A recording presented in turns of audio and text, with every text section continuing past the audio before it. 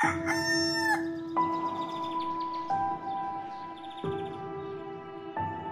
হয়েছে হাসি?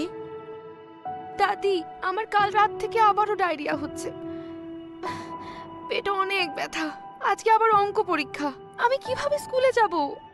নে স্যালাইন আর এই ওষুধটা খেয়ে পরীক্ষা দিয়ে আয়, একটু শক্তি পাবি।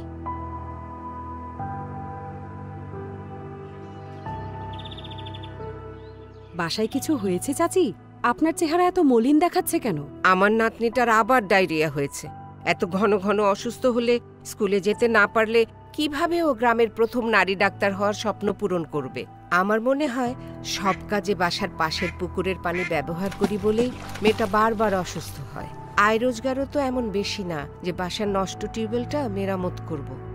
চাচি, আপনার মনে আছে আমাদের টয়লেটের অবস্থা আগে কত খারাপ ছিল? অসুস্থতার কারণে আমার বাচ্চারা ঠিকমতো স্কুলে যেতে পারতো না। স্কুলে নিয়মিত না যাওয়ার কারণে ওদের কোনো বন্ধু হতো না, আবার ওদের পেছনে অনেক টাকা ঔষধ খরচ করতে হতো। এই কারণে সঞ্চয় ঠিকমতো করতে পারতাম না। তখন খুব কষ্ট হতো বাচ্চাদের দেখে। তারপর ক্লোনের মাধ্যমে নতুন টয়লেট বানালাম, পরে একটা টিউবওয়েল ক্লোনের মাধ্যমে নিলাম। আমাদের তো সামর্থ্যই ছিল না। এখন আমার বাচ্চারা আগের মতো অসুস্থ থাকে না, স্কুলে ওদের এখন বন্ধু হয়েছে, আর ওরা এখন ভালো রেজাল্টও করে পরীক্ষায়। আমরা এখন সঞ্চয়ও করতে পারি আর লোনের কিস্তিও ঠিকমতো দেই। স্বাস্থ্যসম্মত টয়লেট শুধু সুস্বাস্থ্যের জন্য না, কিন্তু সামাজিক অবস্থার জন্য এত প্রয়োজনীয়। আমিও একটা লোন নিতে চাই টিউবওয়েলের জন্য। ওরা কি আমাকে এর জন্য লোন দেবে? আপনি তো মহিলা সমিতির সদস্য, আপনি অবশ্যই লোন পাবেন। আজকে অফিসার আপার সাথে কথা বলে দেখেন আর আপাকে আপনার সমস্যার কথা জানান।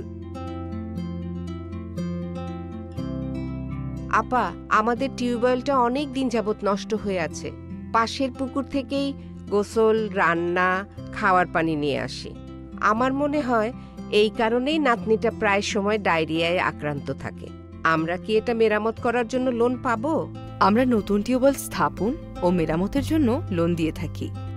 আপনি আমাদের মহিলা সমিতির সদস্য, অবশ্যই আপনার জন্য লোনের ব্যবস্থা আছে। কিন্তু তার আগে আপনার বাড়ির টিউবওয়েলের বর্তমান অবস্থা গিয়ে দেখে আসতে হবে, তাহলে কিভাবে তা মেরামত করা যায় তা বোঝা যাবে।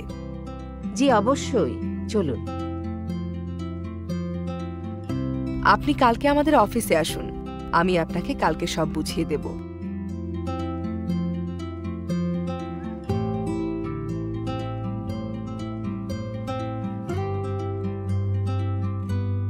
আপনাদের টিউবওয়েল তো হয়ে গেল, কিন্তু নিরাপদ পানির জন্য কিছু জিনিস খেয়াল করতে হবে।